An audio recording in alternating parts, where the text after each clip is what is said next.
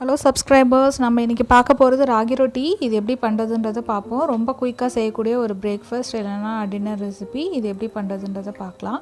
First ஒரு பாத்திரத்தில் 1 cup ragi மாவு எடுத்துக்கிட்டேன். தேவையான அளவு உப்பு ஆட் பண்ணிக்கிறேன்.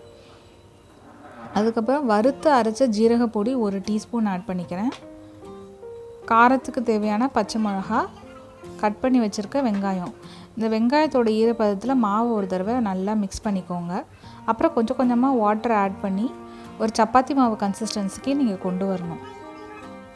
கொஞ்சம் கொஞ்சமாக வாட்டர் ஆட் பண்ணுங்கள். ஃபஸ்ட்டே நிறைய தண்ணி ஊற்றிடாதீங்க. மாவு நல்லா இப்போ சேர்ந்து வர ஆரம்பிச்சிடுச்சு. கொஞ்சம் கொஞ்சமாக தண்ணி ஆட் பண்ணி இந்த மாதிரி மாவை சேர்த்து ஒரு சப்பாத்தி மாவு கன்சிஸ்டன்சிக்கு நீங்கள் கொண்டு வரணும். உங்கள்கிட்ட வேறு வெஜிடபிள்ஸ் இருந்தாலும் நீங்கள் ஆட் பண்ணிக்கலாம். கேரட், முட்டைக்கோஸ் அந்த மாதிரி எந்த வெஜிடபிள் வேணாலும் ஆட் பண்ணிக்கலாம். நான் வந்து ஜஸ்ட்டு வெங்காயம், பச்சை மிளகா மட்டும் ஆட் பண்ணிக்கிட்டேன். உங்களுக்கு வேணும்னா கொஞ்சம் சில்லி பவுடர் கூட ஆட் பண்ணி நீங்கள் பண்ணலாம். நல்லா காரமாக இருக்கும்.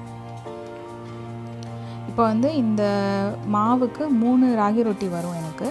ஸோ 3ஆக பிரிச்சுக்கிட்டேன் மாவை. இப்போ வந்து ஒரு ஃபாயில் பேப்பர் எடுத்துக்கிட்டேன். ஃபாயில் பேப்பரில் நெய்யை வந்து தடவிக்கிறேன். உங்கள்கிட்ட எண்ணெய் இருந்தால் எண்ணெய் கூட நீங்கள் தடவிக்கலாம். ஆனால் கண்டிப்பாக நெய்யோ எண்ணெயோ ஏதோ ஒன்று இந்த பேப்பரில் நீங்கள் தடவியே ஆகணும். அப்புறம் ஒரு ஹாஃப் பால் எடுத்துக்கிட்டு நான் வந்து நல்லா ராகி ரொட்டிக்கு தட்டுறேன்.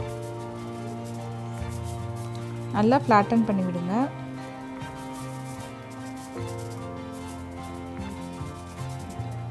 உங்களால் ஹீட் தாங்குன்னா நீங்கள் தோசைக்கல்லே வச்சு கூட நீங்கள் தட்டலாம். எனக்கு வந்து கை பொறுக்காது சூடு, அதனால் நான் வந்து இப்படி பண்ணுறேன். அப்புறம் தோசைக்கல்லில் எண்ணெயோ இல்லை நெய்யோ வந்து தடவிட்டு நம்ம தட்டி வச்சுருக்க ரொட்டியை வந்து வச்சுருங்க. அப்படியே ஒரு 5 மினிட்ஸ் அப்படியே விட்டுருங்க. 5 மினிட்ஸ் கழிச்சு இந்த பேப்பர் எடுத்திங்கன்னா அழகாக பிரிக்க வரும். 2 சைடும் நெய்யோ இல்லை எண்ணெயோ தடவி திருப்பி போடுங்க. 2 சைடும் நல்லா குக் ஆனதுக்கப்புறம் நம்மளோட சூப்பரான ராகி ரொட்டி ரெடி ஆகிடுச்சு. இதோட தேங்காய் சட்னி வச்சு சாப்பிட்றதுக்கு ரொம்ப நல்லாயிருக்கும். கண்டிப்பாக எல்லோரும் ட்ரை பண்ணி பாருங்கள். என்னோடய சேனலை சப்ஸ்கிரைப் பண்ணுங்கள் சிம்பிள் ரெசிபீஸ்க்கு. தேங்க்யூ ஃபார் வாட்சிங்.